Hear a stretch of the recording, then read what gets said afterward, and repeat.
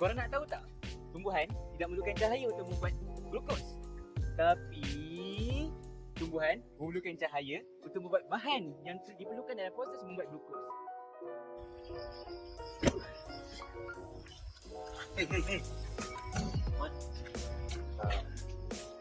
Do you want to talk about Kelvin cycle? Oh yeah, it's all started with the fixation of carbon dioxide.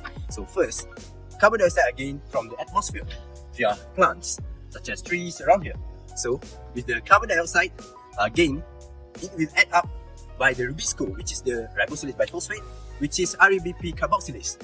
And by these two substrates are combined with the REBP, which is 5 carbon molecules that are unstable, are mixed together to form triglyceride phosphate. Then, 2 moles of PGA are the well product of this enzymatic reaction. 2 moles of phosphoglycerate will be then undergo chemical reaction with the chemical energy such as adenosine triphosphate (ATP) and will release adenosine diphosphate (ADP) plus phosphate. Okay, today I will explain to you guys about carbon reduction phase. Each molecule of PGA is converted into glyceraldehyde 3-phosphate, which is called G3P. This process requires energy from the ATP, which is adenosine triphosphate, and the reducing power from NADPH, nicotinamide adenine dinucleotide phosphate, both of which are produced in the light-dependent reaction of photosynthesis. Specifically, 12 molecules of ATP are converted to ADP, adenosine diphosphate, and 12 molecules of NADPH are converted to NAD+. Now, let's move on to REBP regeneration phase. 5 out of 6 molecules of G3P are used to regenerate REBP, and another 1 molecule of G3P are used to synthesize glucose and other carbohydrates.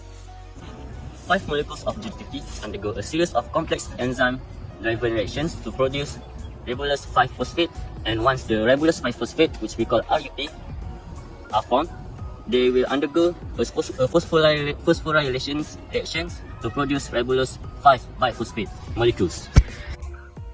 This phosphorylation reactions is the process to add molecules of phosphate in RUP to produce REBP. This phosphate group comes from ATP molecules that change into adenosine diphosphate and 1 molecules of phosphate. This phosphate group will form to RUP and produce RUBP.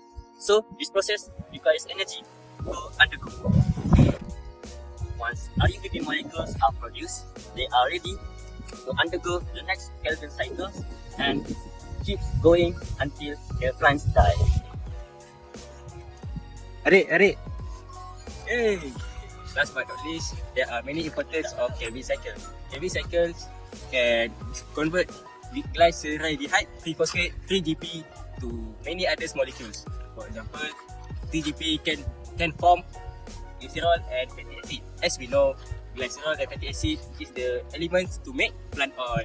Next, 3GP can be converted to glucose and sucrose. Glucose is the simple sugar that we need to do our daily routine because glucose can provide the energy to us. Next, 3GP can form sucrose, starch and amino acid. Hey, what we can conclude for this topic is Kelvin cycle is the potent component of photosynthesis process.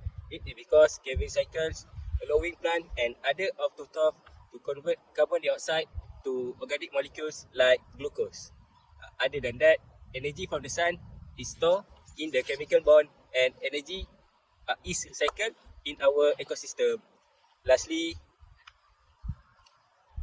Kelvin cycle playing a vital role by keep maintaining the rate of carbon dioxide in our atmosphere.